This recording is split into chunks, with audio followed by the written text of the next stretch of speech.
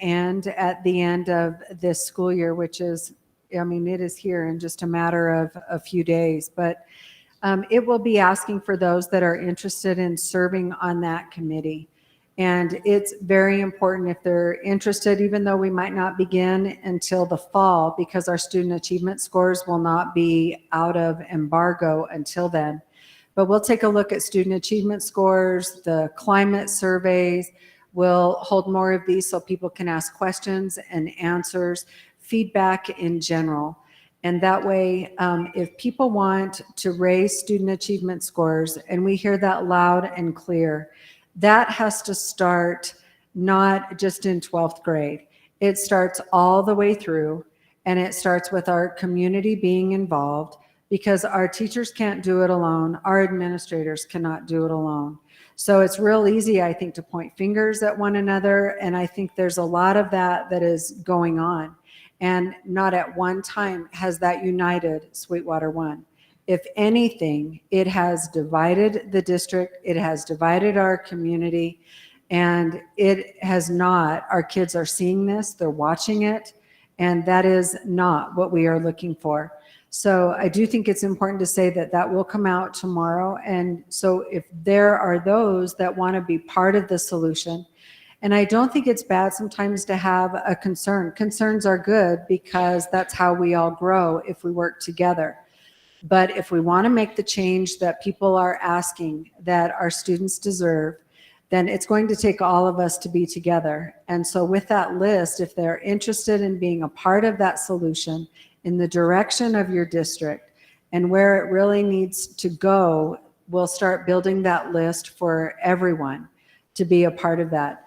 Otherwise, then we're doing nothing but complaining and not wanting to make that kind of change that you're referencing, Marty. So I thank you for your comment. And I just wanted to build upon that about what will come out for tomorrow for everybody. Can you guys hear me? Okay. One of the things I just wanted to mention to kind of go off of what Ms. McGovern is saying is that ultimately, one of the reasons why I'm here as a parent and on the board and ran for it is because I'm a true believer that children's success through school starts with the parents. And I feel like with what I've seen, even in the 4 months that we've been here, that is definitely not a norm. And it's actually a very unpopular statement to state. And so I think that it's right on to be able to say, you know, we need to include all stakeholders and ultimately start placing some of that responsibility on parents. And so that is definitely something that I would like to bring forward. And however it is that we go about that with the board, make sure that parents too are held accountable, because behavior and grades and education is not just the responsibility of teachers and schools, and just as much, if not more, responsibility for the parents.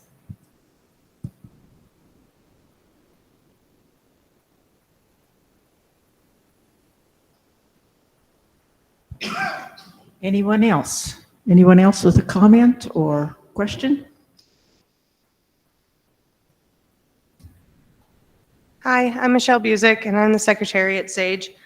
I have a couple of things. I put in some comments on one of the surveys that was sent out, and I haven't heard anything back, so I thought I'd bring it here. And then I have a few other, just to make sure I'm not being three-minuted, right? No? Okay. I'm wondering if there's a plan to have all staff, I guess more significantly, the ones that work in the programs, being MAT trained. I know when I was in the suspension program, I was MAT trained, and it helped a lot with those behavior kids.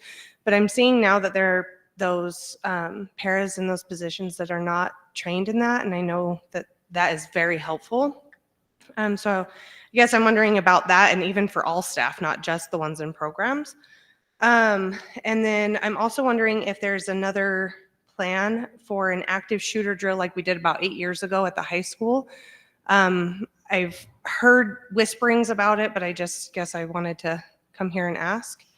I do have more, but if you want to address that, that would be awesome.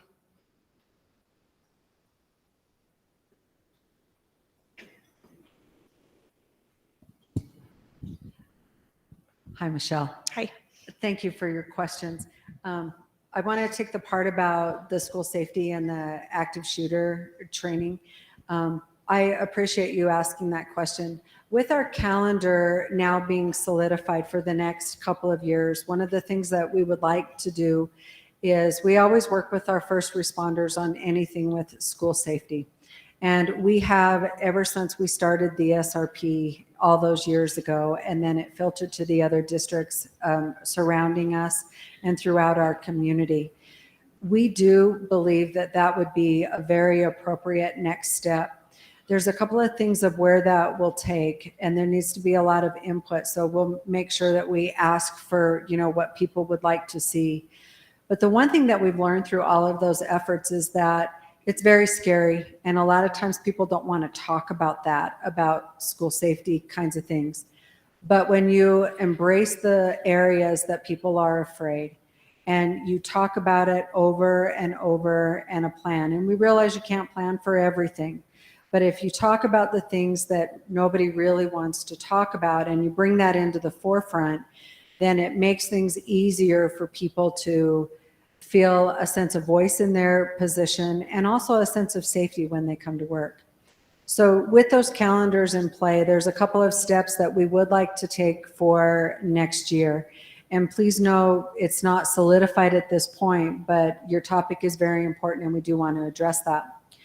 One of the things that we have ordered in for this year through the use of grant funds is Stop the Bleed kits. And we know some of our Health Academy kids, they do that anyway as part of, I believe, part of their curriculum over there.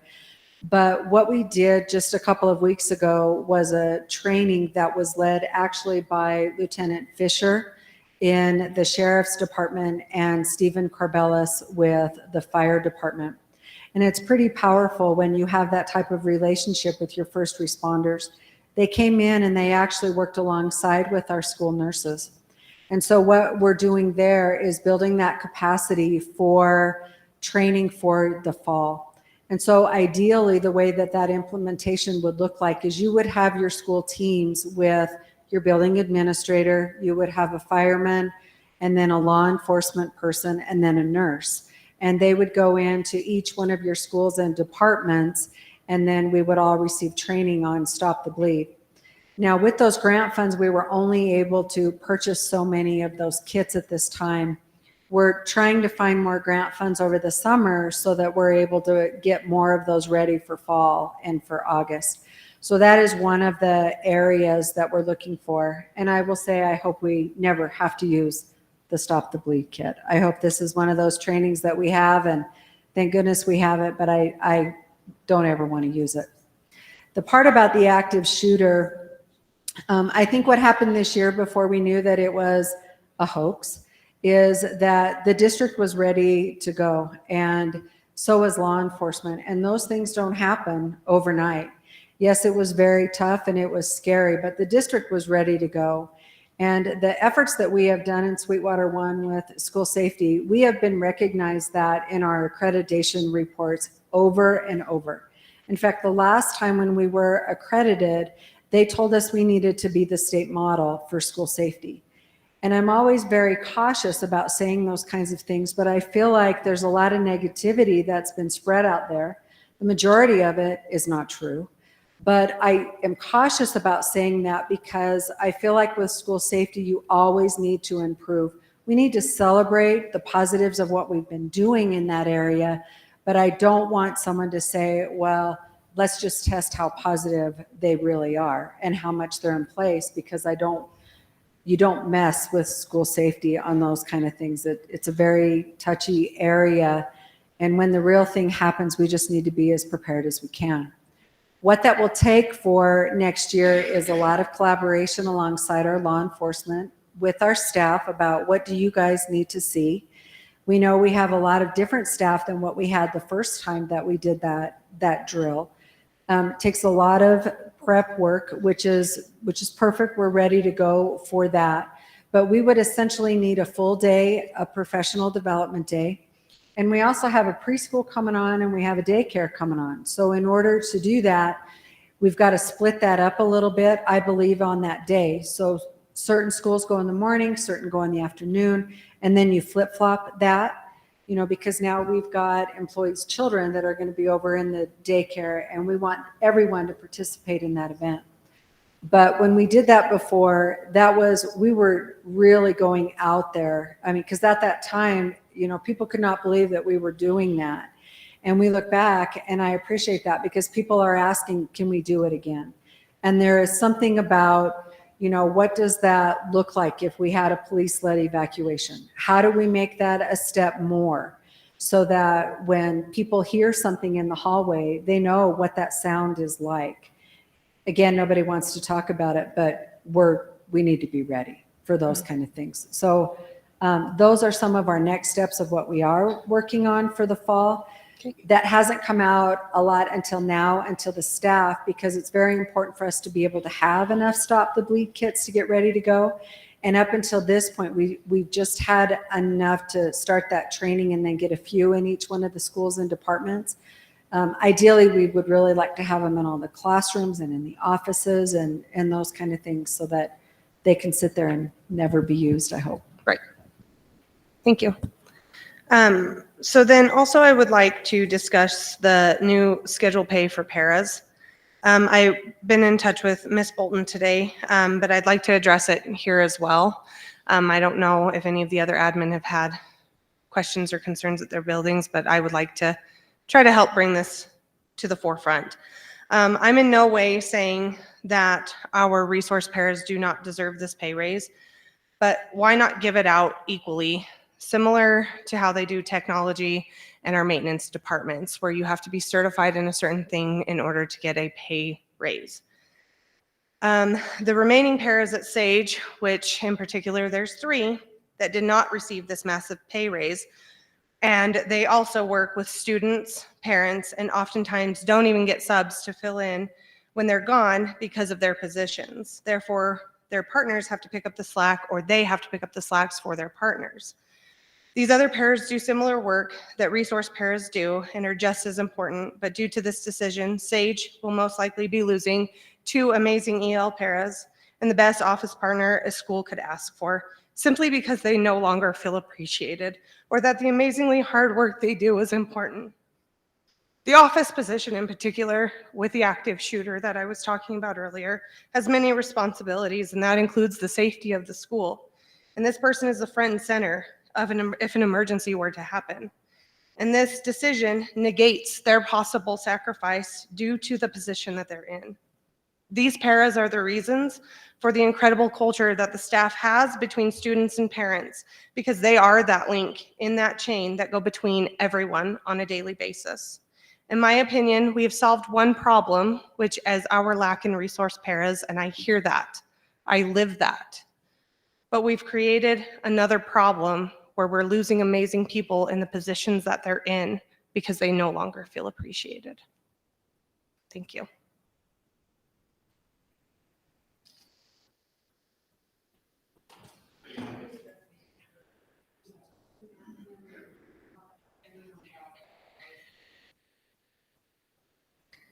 So Michelle, I appreciate your question about MANT. So I want an opportunity to address the MANT question that you had. The MANT training does come out of the Office of Special Services, so that comes through our department every year. At the beginning of each year, all staff members of Sweetwater 1 are required to take the de-escalation training that is part of MANT as our training. Just a small portion, and it's very, very quick. We do offer MANT 3 times a year. We try and offer that, close in as close as we can to September, October, when school starts. And then we try and do that again after Christmas break, and then again in the summer. This year we did do it in September. We send those emails out to each building principal. In September, we do try and get all of our special programs buildings trained, but those go out to the principal so that they can train their crisis teams, so that they can choose who's going to go through the whole entire MANT system for those techniques and those restraints and those holds, because the whole purpose of MANT is to de-escalate a student before we ever get to that purpose. So our training in February or March, when was the virtual day, the snow day? February. That we went virtual. We had to cancel that. It was during that time. Mm-hmm. And then we do have another one scheduled for July. So hopefully we'll get back on track again, going to September, October of next year, then like January, February, and then again in the summer.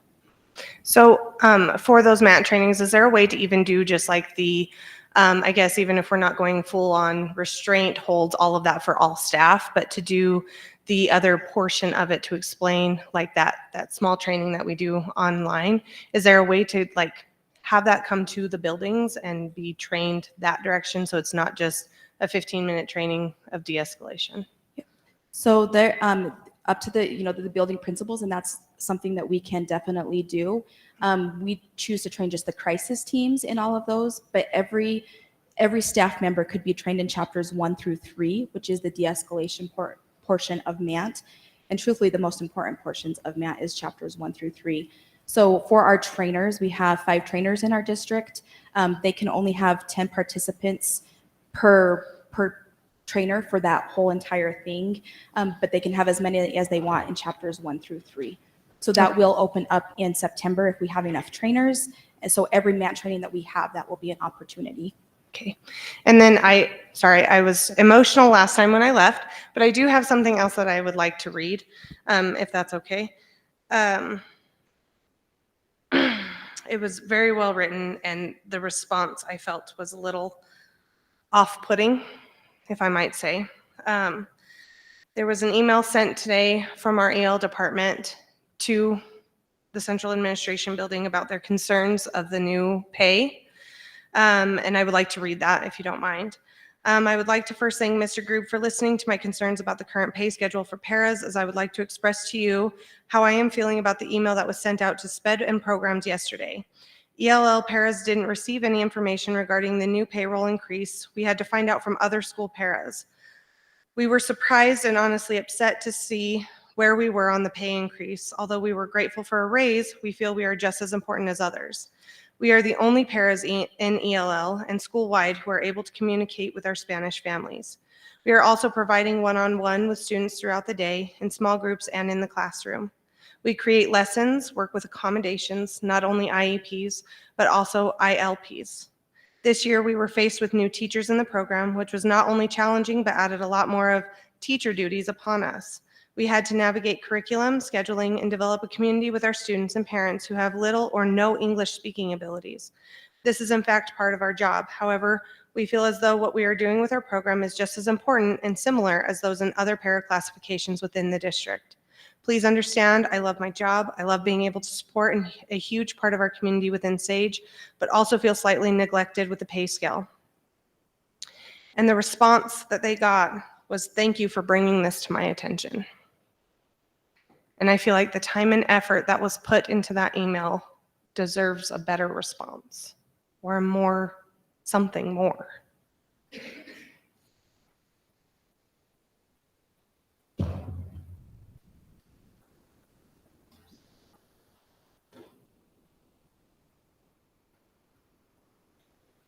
Thank you. I know we spoke earlier, but thank you again for the feedback. And oftentimes, I think an initial email, I don't know who sent the email, but oftentimes an initial email, when they read through something, they will at least acknowledge that they got the email. And then when they have time to discuss it or whatever, they can get back with more information. So I'm sorry that if it came off like that, I doubt that was the intent. First thing I want to say is that the pay increase and the change on the paraprofessional schedule was in no way, shape, or form meant to disrespect anybody or make anybody feel like they're not valued.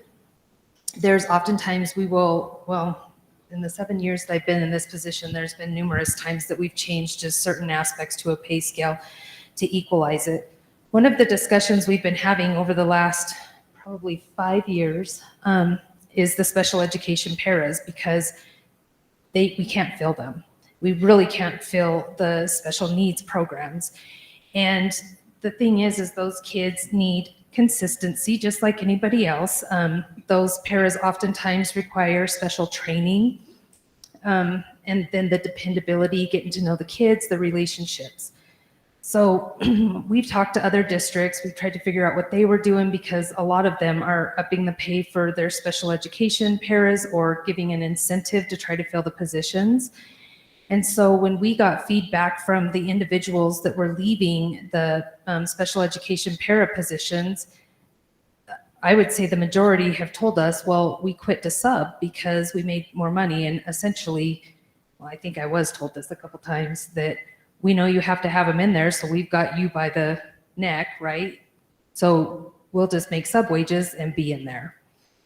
Well, the problem is we have inconsistency in those rooms. We don't have the necessary training. Sometimes they're very, very shorthanded because of it. It becomes a safety issue.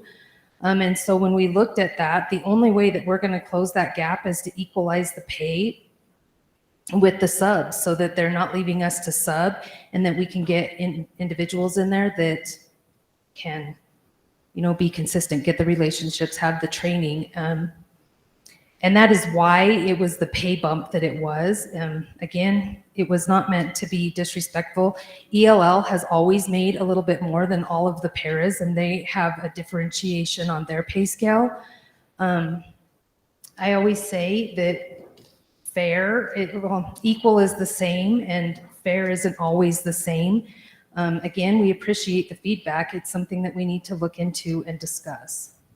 So you discussed them having a sub certificate and them having you by the neck. So that's kind of what I'm talking about, is going to something similar to the tech department and the maintenance. You have to hold certain certificates in order to be qualified as a certain kind of para. And all I'm asking is maybe a revisitation towards that, because I have paras in my building that are not going to be getting that raise who hold sub certificates. And I myself at that point in time was told, when I was in the suspension room, I had to hold my sub certificate, but I did not see that same wage. So I guess I just am wondering, I understand, again, I hear you, I hear what you're saying, I understand, I've seen it firsthand in a building, but is there not a way to revisit this and revisit it quickly as to not lose people in their current positions who, I will tell you right now, it will be a absolute devastation. And I said it to you earlier, I feel like Sage is under attack. We're dropping people like flies. So all I'm asking is there a plan, or can we have a discussion to revisit that pay scale? That's what I was trying to say, Michelle, thank you for the feedback, and we will get together to discuss it. I can't promise or guarantee anything or actions moving forward, and it would be unfair for me to do that, but we absolutely will be having discussion based off feedback. Okay, thank you.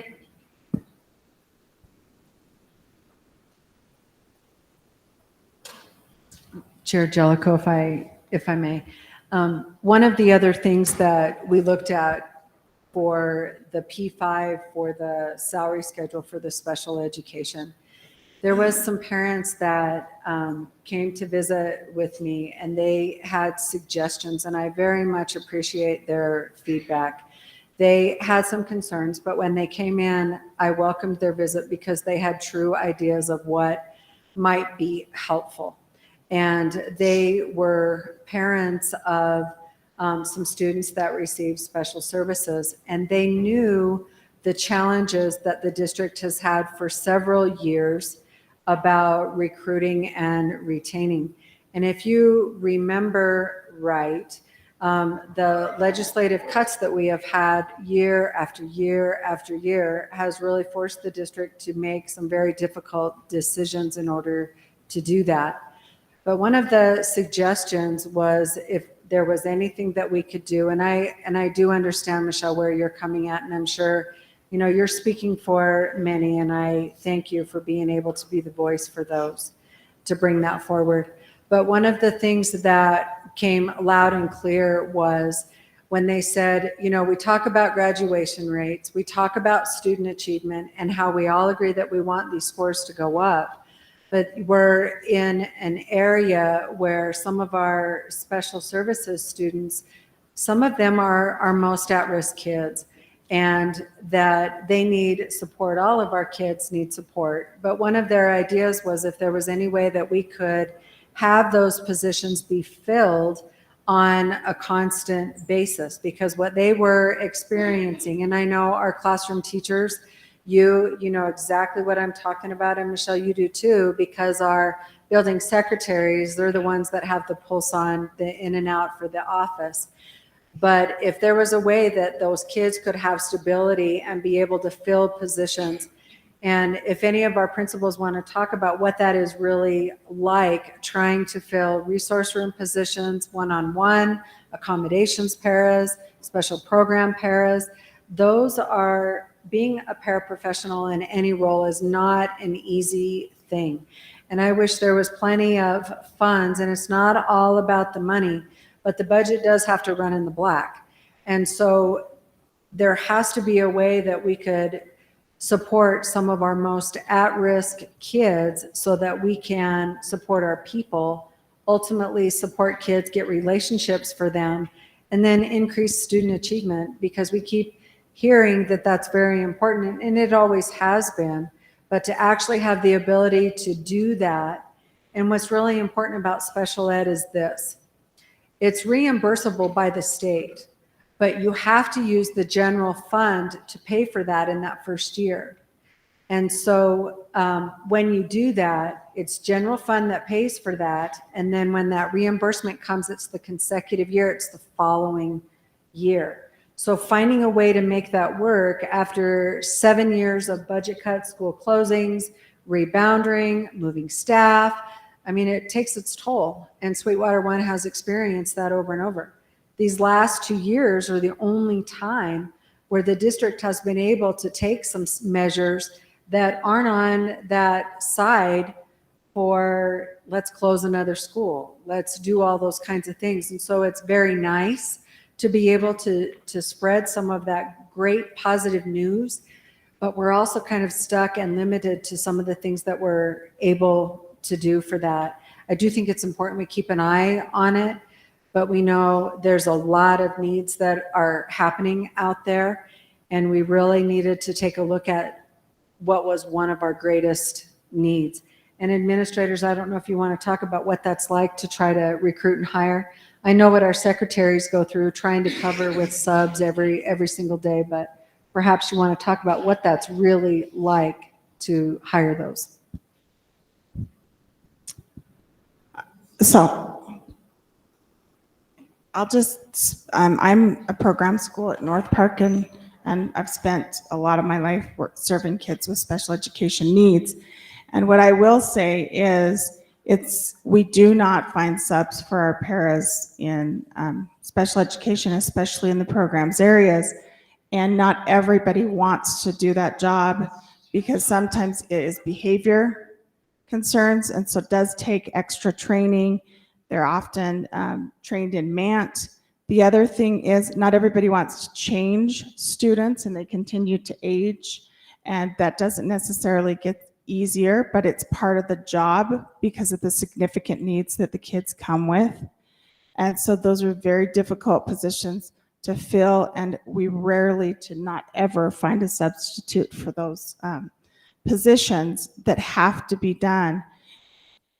So they don't, like the pay in itself, we're giving, in my opinion, we're giving everybody the chance to apply for those positions. Anybody can apply for whatever position they believe is best for them, but we have to fill positions that we're currently not filling. And I know this year my building ran with paraprofessionals we did not fill, and we need to fill, and it's part of the child's plan to fill those. And they do have to have specialized training. They have to take the paraprofessional test or have an associate's degree, or they can't continue in the position that they're in. And then they have to be trained in lifting and how to do the things appropriately within the child's plan as well. So there is a lot of training that they go through. So we have a really difficult time if we can't retain those individuals, because then kids don't have any consistency. They don't have the support and help that they need. And every single day, the paraprofessionals are in with the kids, working directly with kids every day. And I'm not taking away from anyone else who has a job within the system whatsoever. I am just saying, within special ed itself, we are having a very difficult time finding paraprofessionals, and it can be a very difficult job, or a job that some people do not find it to be in their best interest to have. Can I just quickly reply to that? So you said like a lot of different certifications, but with us being a Title I school, all of our paras have to hold those certifications. They all have to be highly qualified and pass that para test or have their associates. So as far as certifications go, there's not a whole lot of difference. I'm again not trying to say that nobody deserves the pay or whatever, but I just wanted to make sure that that's clear. All of our paras hold those same certifications. I would agree with you there, but not everybody has the responsibility to change children and do some of the things that they're doing, handle the most significant behaviors. Not every position requires that within the building. Madam Chair. First off, welcome to Rock Springs High School. I'm glad that several of you are here. Please don't look up at the ceiling. Just you can focus on us on the stage. We're glad you're here. When we saw the news of the raise for the parent, now everybody's looking up at the ceiling. See, I just asked you not to, please. No, when we heard the news on the paraprofessional pay raises, especially in our programs and in our special education department, I would have to say that, you know, I have the programs high school. And we constantly struggle to fill those. Right now, I have 11 openings for special education paras. Five of those are in resource, and 6 of them are in my programs. So I hear it because I also have a ton of EL paras. I have all kinds of paras in this building, but if I could get some help in those areas, that would be great. So I was thrilled, not that, you know, not everybody got it, but I was thrilled that we had the opportunity to be able to offer a little bit more so I could get some more consistency, because the turnover rate in our programs is huge. It truly is. We're you know, with the same obstacles that may be faced at an elementary program school, at the high school level, you multiply that. So everybody is worthy. Everybody needs whatever they can get. But I was thrilled because those 11 openings definitely affect my ability to provide services for our kiddos. And please don't take that wrong. All of us are responsible for the graduation rates at Rock Springs High School, but those 11 are very beneficial. So I hear you. And this is a shameless plug. Anybody that is not a staff member that is watching this tonight, please go and apply to be a programs para at my school. We need you. And thank you. And I would remind you, a couple of years ago, we had a similar situation with our transportation department. We didn't have enough bus drivers, and we had to raise those salaries twice in 1 year in order to get the necessary staff. So some of it is just competing in this community and getting the people that we need, that we have to have, and particularly special ed, bus drivers. I mean, everyone in the school system is important, but there are some that the needs are so dire, let's put it that way, that we have to have these people, and we've had to up their salaries in order to entice people to consider them. So it's not unheard of that we have to raise certain groups of staff members more so than others.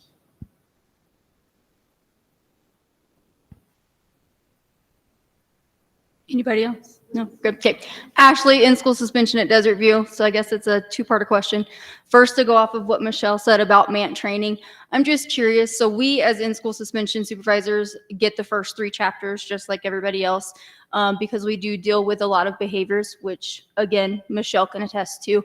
My question is why can we not be fully MANT trained? Not that we want to use the restraint or anything like that, but the behaviors that we deal with can be super extreme to where our own personal safety is taken into account.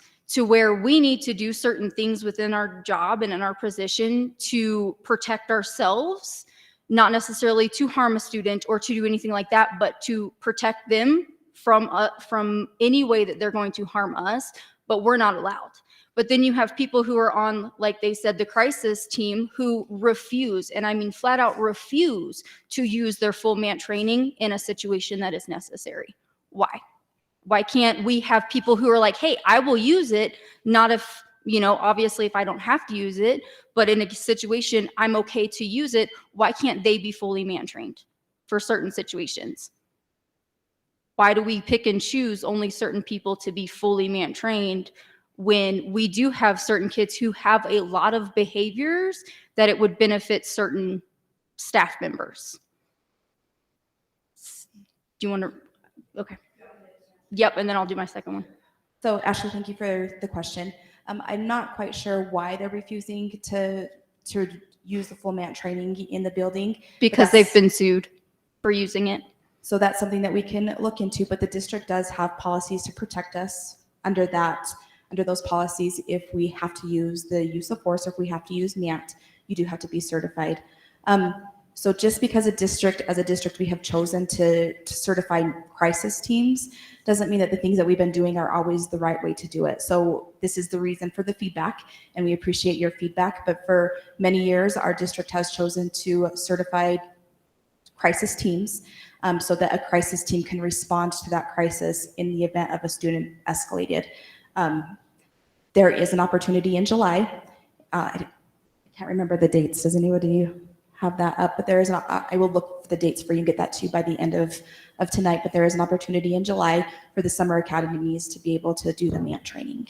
Well, we have it. We're already certified in the first 3 chapters. We just don't have the full MANT train for in-school suspension at all for any of the supervisors within the district. And so we're just kind of confused as to why we personally aren't trained fully, given the fact that we do deal with kids who have escalations sometimes on a daily basis, sometimes in our room, to where we have to literally clear our whole entire room for the safety of the other students to handle those escalations. And it would be very beneficial, especially for in-school suspension supervisors, to have all of the training, not necessarily that we want to use it, but in the event that we absolutely need to, it would be helpful. And in those events, that's when, the crisis team should be responding to those, because they are the staff members that are trained. And so I think that's something that would, that needs to be addressed. I'm hearing your feedback, and something that would need to be addressed in those MANT trainings, that if you are certified in that and there is a crisis in the building, then if you're certified, you have to respond to that crisis. And we do have policies in place to protect staff members and students. All right, so then I guess my second question is, when does, staff members working in a hostile environment and feeling unsafe in their building, when does that matter? Myself and my co-partner have been in contact with Mrs. Bolton about certain issues within Desert View for ourselves, and we were supposed to have a meeting today that didn't happen, that got rescheduled last minute. And so we know several people who feel the same way we do, but do not want to speak out for fear of retaliation, which has been happening in a roundabout way within our building for myself and my co-partner. And we have pretty much been told to just suck it up.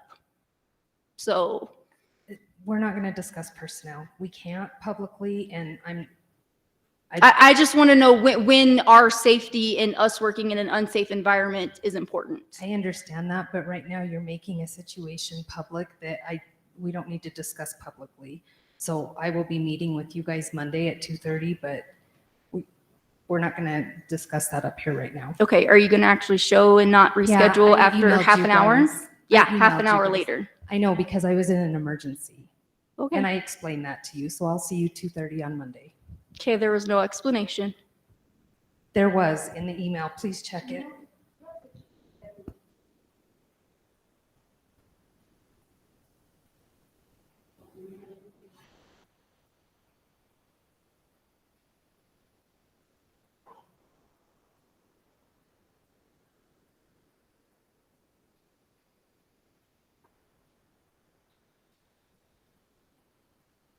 Other questions or comments?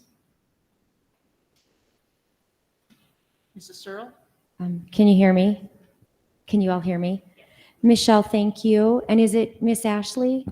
Thank you for inquiry on that. You know, I think I'm probably the old dog up here in terms of who's been a principal the longest in the district, along with Kelly, before she switched over. And I've been a special programs principal almost the entire time that I've been here, other than opening Lincoln in 2007. And I appreciate that whole MANT thing and de-escalation. And I love how Ms. Gunter just addressed, you know, that the history of it, as well as kind of looking forward to say what are some different options. And I also see there's a de-escalation training. I understand that wanting everybody for that MANT training. And I will tell you right now that having done this my whole life, and also being a dean in Las Vegas and being CPI and MANT trained, that it also takes a very special temperament of an individual, because the minute you put your hands on someone else's child, you better be able to back up your actions. And so you have to be a very, very calm person. That's why that de-escalation is so important. And then building relationships, as we all know. So I think for me, in order to feel comfortable, because being at Eastside, the schools either funnel to pilot or Eastside, right? So our numbers might run a little higher than the elementary schools, maybe not, just depends. I also, as an administrator, need to feel safe that I'm not putting a staff member in harm's way when they're truly not ready to handle that level of an escalation. And I do feel that it is important that your crisis team is intact and being supported by everyone in the building. We carry radios. We have monthly meetings. If you read through policy EB on safe schools, it beautifully outlines every single thing. It's about an 21 page document. I've also been on policy committee now for like 11 years, so I have learned a lot from that. I would urge crisis teams to kind of revisit that process. I hear what you're saying, and I love that. But as an administrator, I'm not against it. I'm just saying I need to make sure they feel safe, because I also feel like sometimes people, they don't want to let you down. Like, our staff loves us. They love the kids. They want to do everything. They give 1,000%. But sometimes they also have to be vulnerable enough to say, you know what?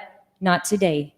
I cannot be in this escalation today. Tap out. And they also have to recognize that when you're in those high escalations, you also have to trust the people around you and be able to understand your vulnerabilities and your biases, and to be able to walk out and to be able to take a directive from your peer. I've actually had staff tell me, Miss Searle, I think you need a break. And I have to be humble enough to say, thank you. I will go outside and take data in the hall. So I hear you. I think there's just a multifaceted piece that when you're living it, it is in that moment, and you have to make sure that you can trust your people, because at the beginning, the middle, and the end of that day, that is a little human being. And it just kind of like my heart's racing, because I just don't, if you don't need to touch them, don't. That's what the relationship piece is for. And to me, that's the most important thing. And it's not what you do in that moment. It is how preventative you are and how proactive you are every single day, building that relationship and truly getting to know those children and those parents. Because I'll tell you right there, that's going to stop half of it. Maybe not all of it, but it is the relationship piece. And that takes everyone in the building. I think we would all agree, right? Being on the same page and communicating. So I just kind of wanted to add that, just as living this now, being an educator for about 25, 26 years, and being in special programs at the K through 9 level. In Vegas, I was secondary with that. So I do appreciate that. And I hope that my answer is able to kind of shed some light as to the thinking behind that, and in real time, and what that looks like in a school setting logistically. So thank you, ladies, so much. I think I maybe need some clarification. I 110% agree with everything you just said. I was fully MAT certified at one point, and that was probably the most terrifying training I've ever taken. Having to do that even to a grown adult and try to hold that pose for 3 minutes feels like a lifetime. However, I think I might be a little confused as to what the first 3 chapters are. So if I could get I don't know, an email or something that just gives me more information on the MAT, because I think that's what I was more talking about, is that de-escalation training that we take at the beginning of every year. I feel like maybe could use some girth to it, if that makes sense. A little bit more oomph for everybody in the building to be able to say, yeah, I know what I could do in this situation, and not necessarily have to immediately turn to somebody else. They feel that they have the ability and the training to help that student. And then I agree with you, knowing your limits, absolutely, 110%. But if I could get some more information as to the steps of that MAT training, I think that would be helpful. So Michelle, I'm happy to send that to you, but just a real quick, because I know that there was some other MAT questions too. So chapter 1 through 3 is the de-escalation. It's really the foundation of MAT. It's the most important 3 chapters that we teach. It's all about de-escalation, building relationships. Is that the So- training What's that we do? that? Is that the training that we do at the beginning of the year? It's a really quick version. Okay. So chapters 1 through 3 actually take about 4 hours, 3 to 4 hours to get through. So on August 2nd, I was able to find that date. So August 2nd from 8 to 1, that is a summer academy that any staff member could take those chapters 1 through 3.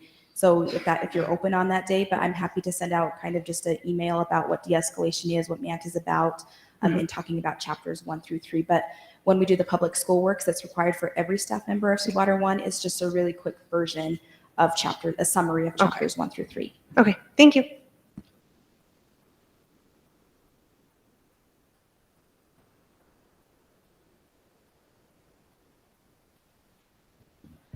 There's a question online, and I'll go ahead and I'll read that for everyone that's here in person. It says, is there a way to schedule administrators' meetings where there is at least one principal left in the secondary buildings? I teach at the junior high. And so I want to go ahead and I want to answer that, because if it's an administrator meeting for all of the leadership team, that is actually coming through me. So I think the first thing that is important to say is that the administrative team, the leadership team for principals, directors, coordinators, that happens once a month. It's on the 3rd Wednesday of the month. And in the morning, that is for the entire team. That happens from 8 to 11:30. And then in the afternoon, the principals have a PLC that typically goes from 12:30 until 4. One thing that is very important to say is that administrators need time as well to be able to work together with other administrators. And when you're a secondary administrator, you do have assistant principals.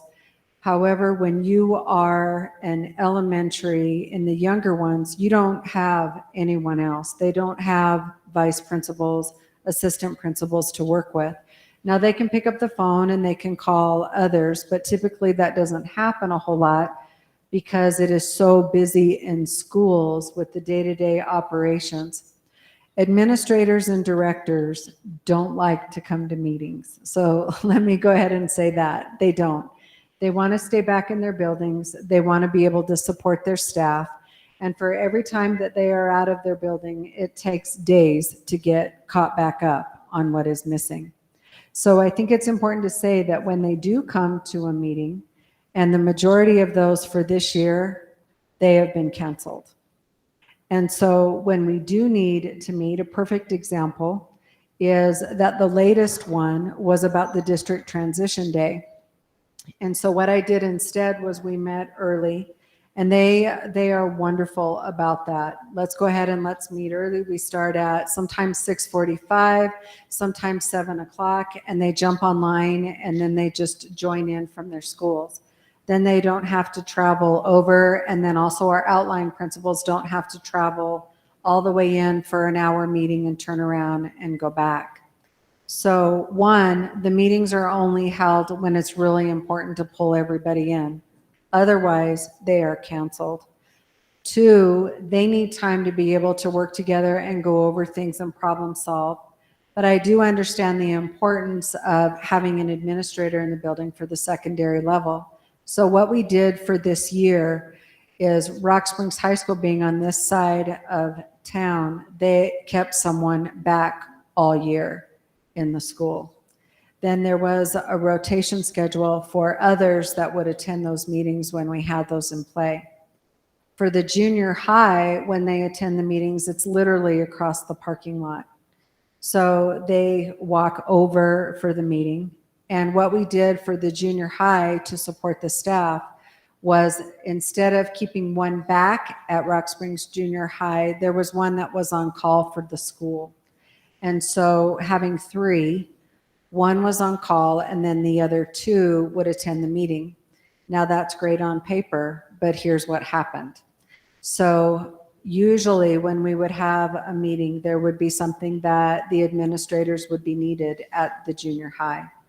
And so the one that was on call would go over to the junior high to support the staff and the students. And it usually required 2 of them.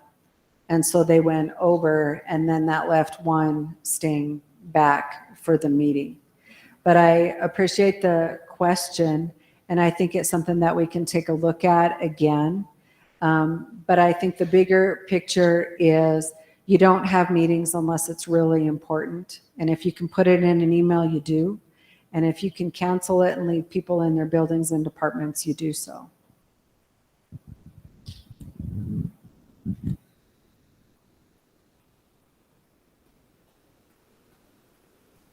Tammy Parker's on here. Hi, what is the district's vision for special education? We all know that the teaching shortage is happening and special education is being hit hard. Is there some brainstorming going on how to retain special education teachers? This district does a great job, such as one-to-one mentoring for the long-term subs that we employ, at least at the junior high. We have the ability to have Gray Fridays where we meet with the mentees and assist. We have a $12,000 stipend for the first 2 years, which is amazing. That is the question. Hi, I don't know if you can hear me, but Continued. it continues a little But bit. we are still losing those teachers, or the positions remain open. Is there discussion about other things we can do? Maybe having the veteran sped teachers assisting with recruitment, visiting colleges. That's a great question, and it's a discussion that we are continually having in the HR office and sped office. We actually attended a conference specifically on recruiting, and they talked a lot about the special education side of it. And we started to really brainstorm. We've had open positions we haven't been able to fill our sped positions fully since, I think, my second year here. And UW did start their program back up, which they are just now starting to get graduates out of, which is good. Ironically, the job fairs are not what's producing candidates. We have had years that we have gone all the way through Kansas and back east, and it produced one candidate. They said that the #1 recruiting tool right now is TikTok. I was surprised, but we really talked about our TAP program, but beyond the TAP program, really how we can set up mentoring so that there's more intensive support, relationship building. But what is worrying us the most in SPED is, because of the shortage, our teachers are drowning, having to pick up and offering to pick up caseloads of paperwork. And so we were trying to start to look at creative scheduling of how we could open some time up. It's important, it's valid. The feedback is correct. It's a conversation we are constantly having. We did get some applicants, which was really good, because we've had years that we haven't had any applicants. So that is a bonus this year. We actually got applicants for some positions. Do you have anything to add? So Tammy, thank you for the question. I know that our special education teachers work hard every single day. I know that we're having to do a lot more with a lot less, and we see how hard everybody is working, and we know it continues to be a problem. So we have done a lot of things, as Tammy mentioned in there. One of the things that we're really discussing is how we can retain those teachers. We know we have the $12,000 sign-on bonus, but see maybe how we can use that to retain some of our teachers. We're consistently talking in our around the state with other directors about some of the things that they're doing. So Tammy, if you have, or any special education teacher, if you have ideas, we're always willing to listen to those ideas. Beefing up TAP a little bit. We've talked about that with, how we can assist with that a little bit more. We're doing a fabulous job, but just with some of the changes that come along, this is the first year that we've had virtual teachers with Mr. Supis up here at the high school. And we never thought that we'd have to go to virtual special education teachers, but we're thinking outside the box every day and how we can support that. So if you have any ideas, we're willing to listen, but that's a continual talk around. And I don't think it's just a Sweetwater concern. I think it's a nation concern for special education teachers.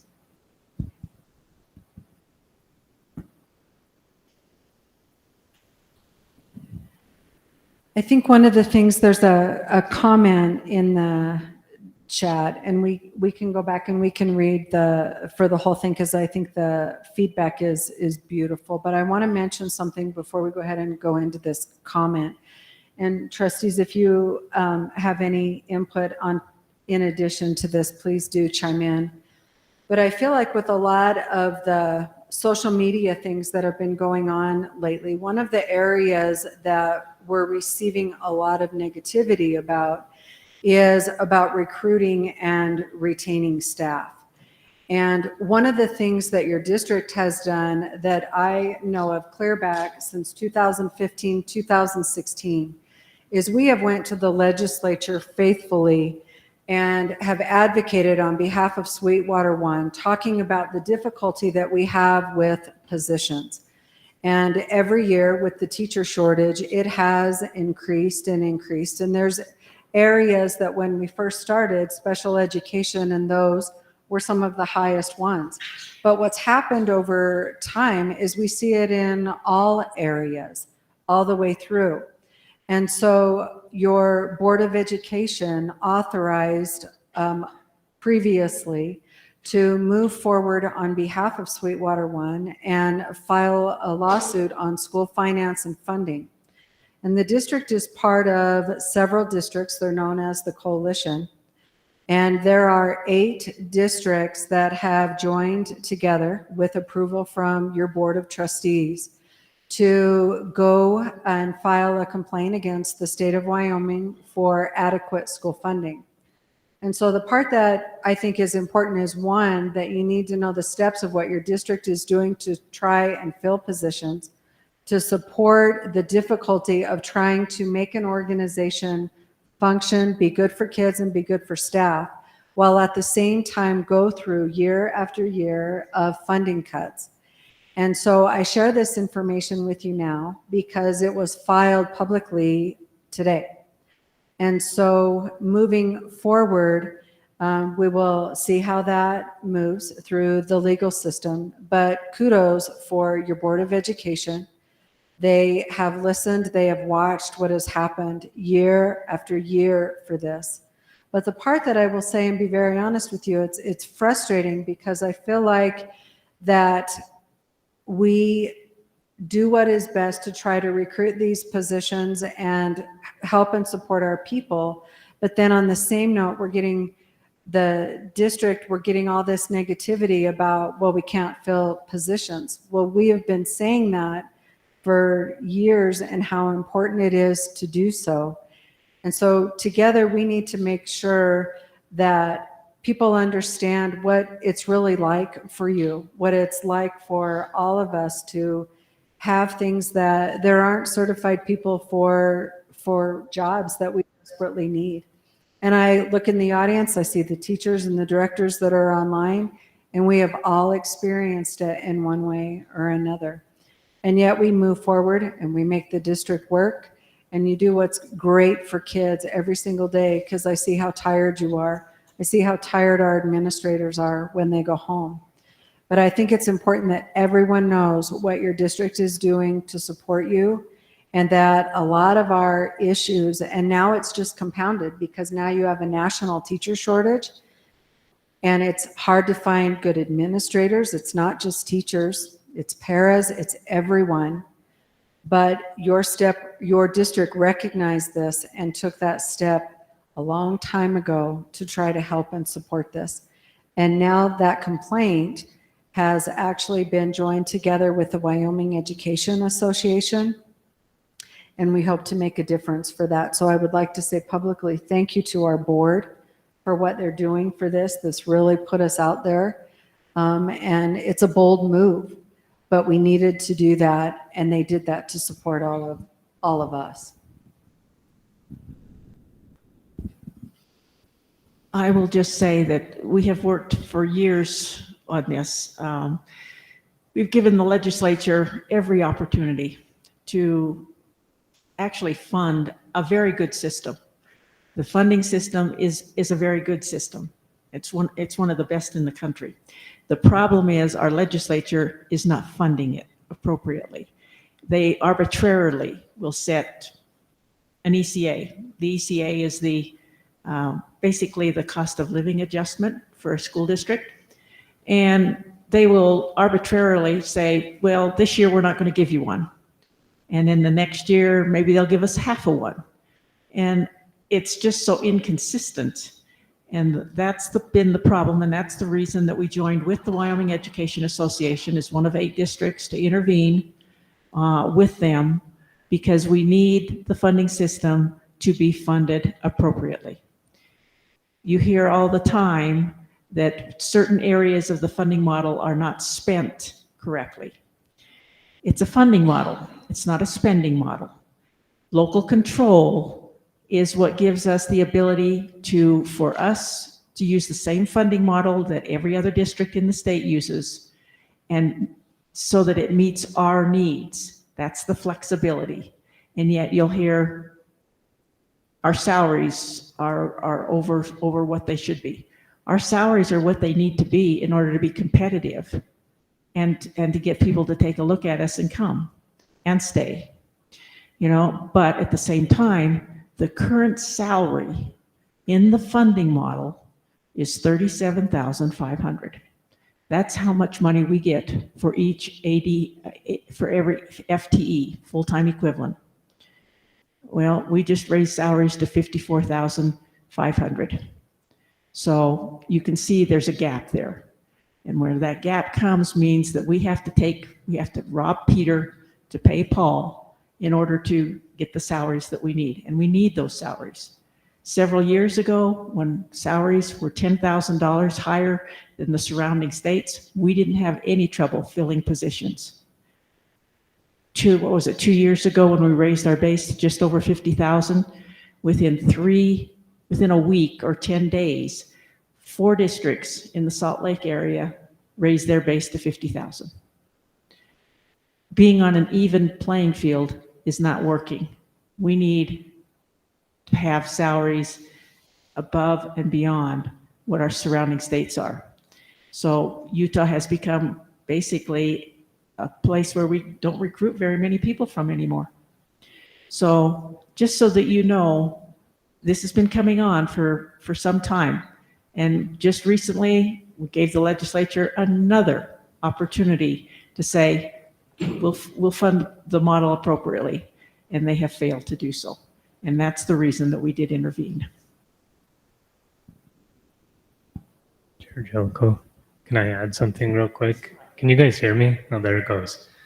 I just want to say real fast, obviously money matters, and that's high priority for everybody. You guys come to work to pay your bills and everything else. So we're happy as a board to support that, obviously, in any way that we can. But on that note, I want to say that I know there's a lot more to your job that matters. How stressed you are, how much extra time you put in, the other environmental factors that affect you at work every day. So I think a few weeks ago in a public forum, we had one of the teachers stand up and say, we'd really like to see you guys come out to our schools more. And I explained at that time that I would also like to come out to your schools more. And I'll only speak for myself, but it is difficult having a full-time job to, I basically have to take time off, which then takes time away from my family to do so. So in as much as I ran for this position and I'm happy to do that, what I do want to offer to you guys is my email is open 24/7, 365, and I love hearing from you. I've had several teachers reach out, several staff members reach out, and I've tried to reply to every single one of you. And so I just want to throw that out there, that I think our board is all on that same page. And so in as much as I might not be able to physically be in your building, though I hope to do that, please feel free to reach out. And also, just while I'm saying this, in light of Teacher Appreciation Week, hopefully everyone can smile at this, but I often volunteer an hour here or there for career days, school parties. I coach on a regular basis, an hour here and there. And everybody always comes up to me and says, you're really great with kids. You do a good job. And I'm like, that's because I'm there for an hour. Yeah, what you guys do day in and day out for 8 to 10 hours a day, bless your hearts, especially with the size of classrooms that you have and everything else. So in light of Teacher Appreciation, I just wanted to say thank you to teachers and staff, because I know you all, administrators, everybody else, you guys all deal with kids, but you guys are awesome at what you do, and we're very thankful. And so, yes, money matters. Yes, we're happy to help any way we can on that front, but there are other things that matter to you too. So please reach out to us. I think you have a very committed board to trying to help alleviate any other stresses or workplace situations that you have. So thanks.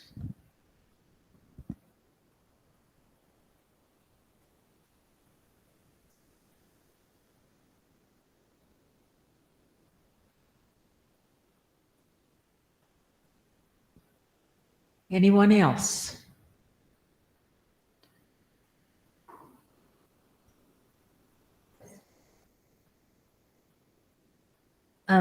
Larissa Apel. Through all the feedback lately from parents, I'm extremely frustrated by the conversations around graduation rates and test scores / achievement. As a 10-year member of the district, I have seen a lot of changes. It feels like we've tried so many things, changing start and end times, bell schedules, calendars, multiple versions of intervention time, PLC, standard-based grading, etc., but nothing has made a difference. Grad rates and achievement flatlined. How do we address the society issue of our community so our staff can start feeling successful instead of constantly attacked? I'm talking attendance and other things. And I think that this, I'm going to be careful. I think that this goes back to the conversation earlier. We don't disagree. And I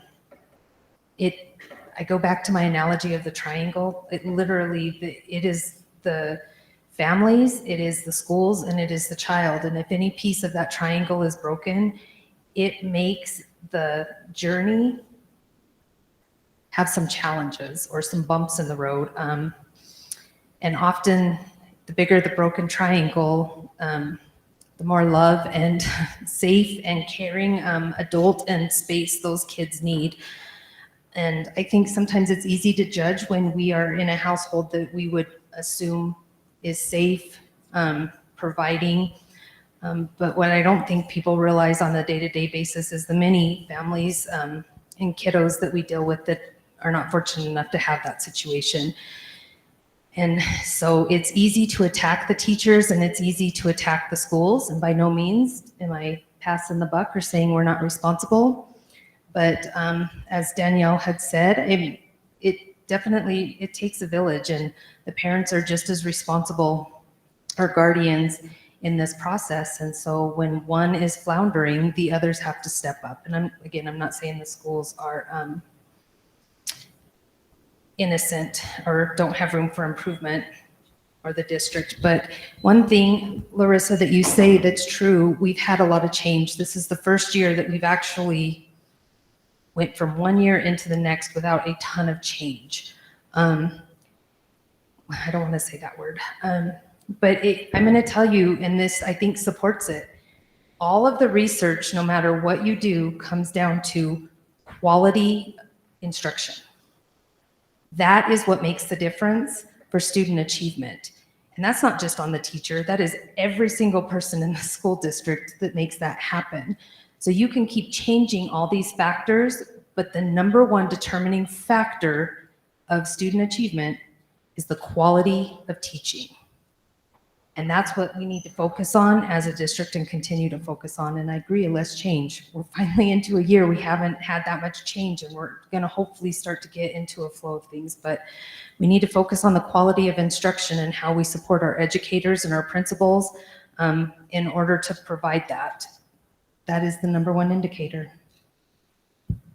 Can I say something? two thoughts. One, first of all, I want to say that there's two sides to every story, and not everybody always gets to hear that second side. But some people do, and I need to tread lightly in what I say, but I want you guys to know that you're supported by your administrators and your by the CAB and by the board. And I think one way that we could address a lot of the negativity and things going on is to do what we can to share the positivity and to, you know, I'm really frustrated that it's always the loudest complainer who is heard and who seems to get through to everybody, when, again, I'll go back to the job that you guys do, I feel like is one of the most difficult jobs on the planet. You guys deal with multiple students who have, you know, anything from broken homes to behavior issues to what have you. And that takes a lot. And to say that any person is infallible, you know, we're just not. Everybody makes mistakes. But often a parent will get a certain perspective of a story, and they'll take that story and run with it. And the other side of the story isn't always heard. So I just want you to know we recognize that, and that a lot of people support you behind the scenes, and we are really proud of what you do, and understand that the teacher's not the problem. Like Mrs. Bolton said, I'm not saying that there's not room for improvement, but know that not all that negativity makes it through to everybody. I'm kind of floundering there, but I just want to say, I think we've seen a lot of negativity on social media, and once in a great while we see a positive comment. And I'm not saying that as a board, I'm saying for you guys as teachers or anything else. So I'd love to combat all the negativity with, you know, all the positive news we have. Share your good stories, share your positive things, share what's going well. Come to the board meetings and provide positive feedback or what have you as well, because we know there's a lot of good things going on too. So.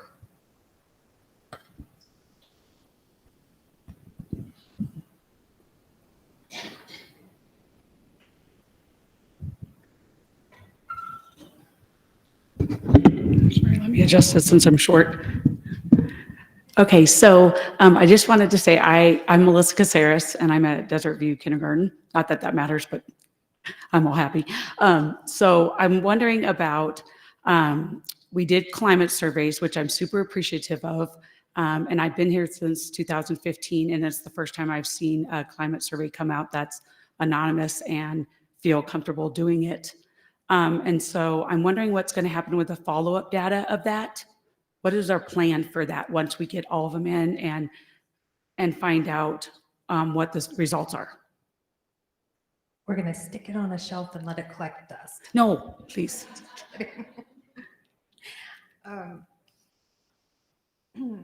Ms. Thompson, if you want to jump in, if you kind of want to talk about, I'll go over the upbeat, but if you want to talk about the follow-up, because that's where some questions were. Andrea Summers and Stephanie Thompson did a fabulous job in researching different climate surveys.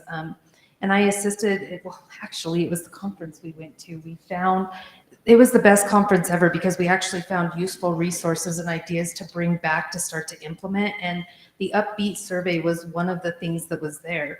What was so intriguing about it is that once it was given, it's anonymous, it's from another company, they pride themselves on that. So when we break it into smaller demographics, if it's under a certain number, it won't let us because it doesn't want us to be able to identify, which is important.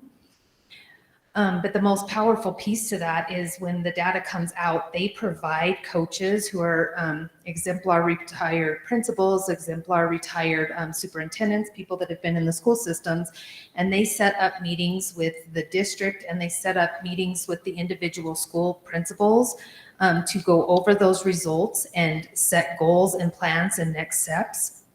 Then they'll have another meeting in the fall with them. We will be doing a follow-up survey in the winter. And then we will do another follow-up survey in the spring so that we can start to measure growth. This company prides themselves on the feedback data, setting plans and moving forward for retention of staff, and they've shown results in other districts. So that was really important to us.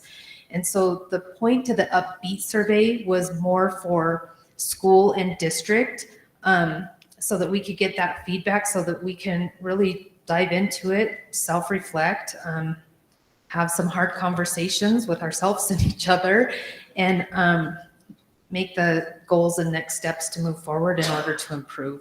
We don't want it going on the shelf collecting dust. But yeah, but there is more that's coming, so. Okay, so the follow-up to the Upbeat climate survey that you all took, and thank you for taking that so the district can move forward and address some of those issues that come to light through that survey. We are going to be working with the Wyoming School Boards Association.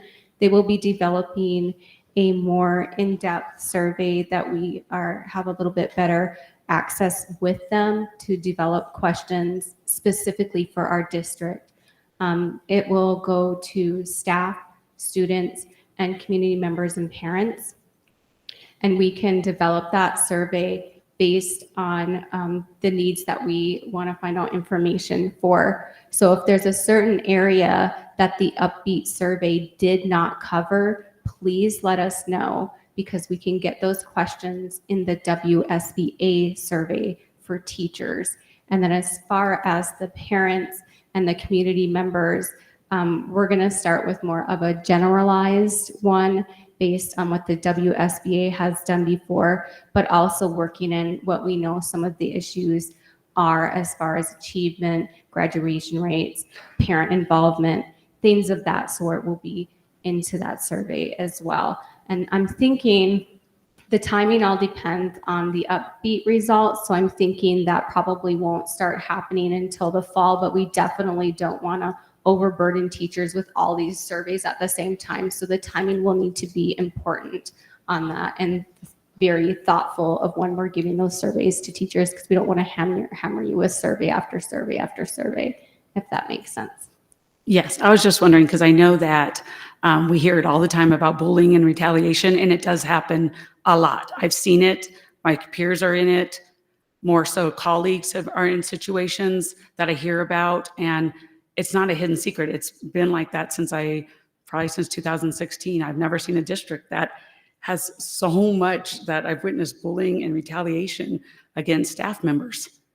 And I've been in other school districts in Colorado and California, and it's never been as bad. And I've been in small districts and large districts. And so I would really like to see that be addressed so that we can move as a healthy district, and teachers stay because of that, and not even scared to say, I'm staying because I'm in a good school district. Not, I'm leaving because of, let's make up a reason instead of the real truth of why they leave, which does happen a lot too. So that's where I really want to go with that, is that I'm hoping that we can move, and with these surveys, we can get some feedback and grow as a district. And so teachers feel safe and other staff feel safe in their own schools. I did fail to mention that with the WSBA survey, they will be working with the board on the results. They will give us recommendations on those as well. And in order for those survey results not to sit on a shelf, we need to follow their recommendations. So if they recommend that we visit with this particular superintendent to address this issue, then we need to follow through with that, or otherwise we're just wasting our time. And that's not what I envision this to be at all. So there has to be that follow through, and that's our intent. Thank you so much. I will add, all staff have had time during professional development days. I believe 2 weeks ago, staff was given some time. Thank you to all of those who have already taken it. I believe there's time tomorrow for staff to get it. And clearly, we want to have as many people take that survey as possible to give us as much information as we possibly can. So we're providing the time for you to take it on your work day. So please take the time, if you haven't taken it already, to do that tomorrow. Thank you.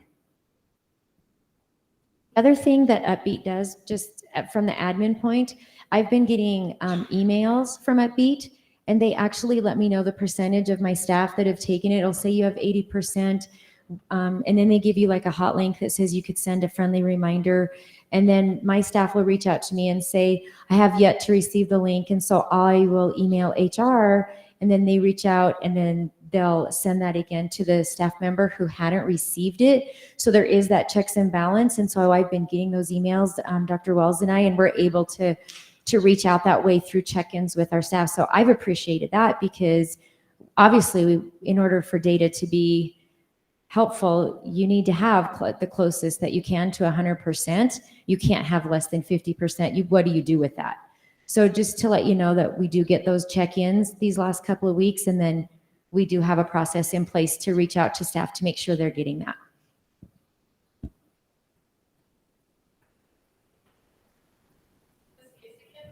I'm coming to see you again. It's so far down, my knee hurts. He said I had to run. I can't do that. So, Marty Albert again. I wanted to respond to what Nicole said about good teaching and good lessons. I'm one that takes advantage of so many professional development opportunities. This district offers a lot, particularly in the summer. I take advantage of those. I work really hard to make engaging lessons. I kaganate. I do all of that. And I have this sweet little class this year. And I will tell you, in any given lesson, if there's not technology in their hands, I've got 5 kids that are staring at the ceiling. I'm like, come back to me, come back, manage your distractions, come on back to me. And some of you know me, I'm pretty entertaining. I'm kind of a goof. It's easy to look at me, it's easy to engage, it's easy to laugh. I have such a hard time anymore engaging half my class, and I've got a group making inappropriate comments. And I don't think it's because I don't build relationships. I really work hard at building relationships. I really work hard on classroom management. I work hard on being engaging. And I'm back to my previous comment. I feel like so many kids just wait for me to unscrew the top of their head and pour it in. And they're not interested in making any effort to learn. And I'm hearing this from teachers throughout the district. I think it's a societal problem. I don't know how to answer it. I will tell you, I have left school defeated. And it's not because my class is horrible, because they're not. They're sweet kids. And it's not because I don't have things to teach them, because I do. And it's not because I didn't prepare, because I did. But at the end of the lesson, when kids are going, oh yeah, and I say, okay, what were we working on today? And they're like, math. Okay, I stated what we were going to work on. I had you repeat it. I had you tell your neighbor what we were working on. And then I told you each step of the way how it applied to that. And you don't know what we did. And I don't know how to be better at that. And I would love anybody. I have had my principals come in. What am I doing wrong? And they say nothing. I don't know how to do that. I don't know what you can do to help me. I need help. So Marty, please, that was not a dig or a criticism towards anyone. My point being is that all these outside factors can change. And when we're flatlining, what we need to look at is quality of instruction. And that's not just on the teacher. That is every single person in this district, including us, on how can we hone in, provide the professional development or the time or the schedule, or, I mean, there's various things, right, to support that to happen. So please don't, that was not a dig at all. I'm just saying it helps us hone in to know where the focus needs to be. And I hear about technology, and I do think it's society. We were laughing the other day because one of the junior high teachers was like, they don't pay attention. They're just on their computer. And I was like, yeah, I didn't pay attention either. I was actually writing handwritten notes and doodling and folding them all cool to give them to my friends after class. And I think that engagement as a whole has always been something that teachers have challenged.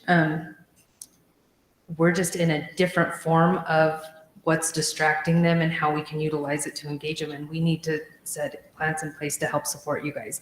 When I say that, it's not putting it on the teacher's shoulders. As a district, that's where we need to focus, is what I was saying. Well, if any of you have a miracle and you can come tell me how to do it, I will try anything. Marty, I have a very facetious answer for you. Ask the question again in a public forum, and I'll respond by telling parents they need to put their cell phones down, because kids learn by example, and I think it is a societal issue, and I'm not scot-free either. I think our world is built now where we have technology in our hands 24/7, 365, and our kids come to talk to us, can ask us questions, and it's, hold on just a second, we're on our phone, and this is what they're growing up and seeing. And like I stated in the beginning, it's facetious in the sense that we're not going to fix it, but it's a big issue. And I think we're seeing it through sports. We're seeing it all over the place. And I don't have an answer for you, but it's a genuine problem. And I don't think that's any onus on the teacher. I think it's something we need, as a society, need to figure out. So no real clear answer for you, but I hear you. Oh, and I will say I'm older than dirt, and I'm often grateful that none of this existed when my kids were young. I'm not saying I would do any better. I will say when I first started, only 14 years ago, it hasn't been that long, on really tired days when I had to go to Walmart after school, I would think, please, please don't run into anybody. I would run into every family in my class, and they would see me and they would talk to me. Now I can go to Walmart and pass every single one of my students because they're in the cart on the phone. They never see me, and I'm safe. But I hear you laughing. You know it's true.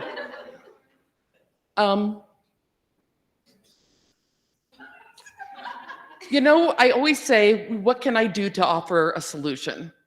So I have said, Nicole's going to throw something at me, so stop, block her. If we need to do all these things at school because we can't affect what happens at home, give me till 4 o'clock with my kids, not after school groups when I can't serve everybody. Extend our school day. I'll build in their half hour of reading. I'll build in their math homework. I will do it at school. Are they throwing things at me too? I'm not going to look back there. I will do that. I will make that time for those kids. I beg people to read. I would like the district to start begging people to read. I would like that message to come from everyone. Every break, I say, hey, you can get recorded books at the public library free, and you could listen to them on your vacation instead of watching DVDs. And in my class, 75% of my kids have never been to the public library other than on a field trip. So I beg, and I send home information to their parents about what doing this many minutes of reading does for their kids' achievement. So I guess when I will say, what could you do? Could y'all start begging with me? Read a book, read a book, read a book. I feel like a drug dealer sometimes. I go into school and I'm like, ooh, I read this book. Would you like to read this book? And when we read a book in class, I'm always on the library site saying, oh, our school library doesn't have it, but look, White Mountain Library has it, and Rock Springs Library has it, and you can call and ask for it on your library card, and they will call you like Christmas. Ooh, we have a book in for you. So that's something I can ask you to do. No, I'm begging. So please send that message out with me. Just beg parents to read. Thank you. I just quickly want to say, I think we have to incentivize reading. We have to do other things. And I think we have to also remember the way we were educated is not necessarily the way the kids of tomorrow. It's always changing. So I think we have to give ourselves a break because our teachers are freaking amazing. So thank you for all that you do is what I would say there. Quit being so hard on yourselves. We're getting ready to wrap this up. We're running over by just a couple of minutes, but really quick, Chair Jellicoe. About a week and a half ago, I sent a text out to every administrator and director in the district. And on that text, I asked them, please share with me 3 positive things, or what are you most proud of? And I always like to do that because it's a very stressful time of year. But it's a great way to ground people and make them reflect about what it is that they hold near and dear to their department or their school, especially as a leader. And I think there's some common things that's really important for all the people here in the audience and those online to know. The number one thing that comes through, no matter what department, maintenance, nutrition services, building principals, it is how proud they are of their staff. Every single one of them have said that. The second thing that comes through is how willing they are to go the extra mile for kids. And that came through, like I said, for custodial, maintenance, teachers. All of the leaders recognize what the staff is doing and how proud they are to do what's right for the kids that you serve. And number 3, excuse me, it's in different forms a little bit because it's geared towards whatever their department or their age level of school. But it talks about the willingness for people to learn more and how they're willing to change and adapt to whatever those needs are for the people that they serve. And I think it's a great way to close for tonight, especially with teacher appreciation and staff appreciation. Because if you ever wondered how much they advocate for you and how they really feel about you, I could tell you it was number 1, hands down, their staff is number 1. So thank you for the hard work that you do. And our administrators and directors, you don't get told thank you near enough. So thank you very much. So with that, we're going to close. Again, happy Educator Appreciation Week. Please know that we do appreciate everything that every person on our staff does. We probably don't say it often enough, but thank you, thank you, thank you. And thank you for taking time out of your busy schedules to meet with us tonight, whether you're here in person or online. We do appreciate the feedback, and feel free to contact us, with particularly if you have thoughts about solutions that we could take a look at and try to see how they might help. But thank you very much for being here.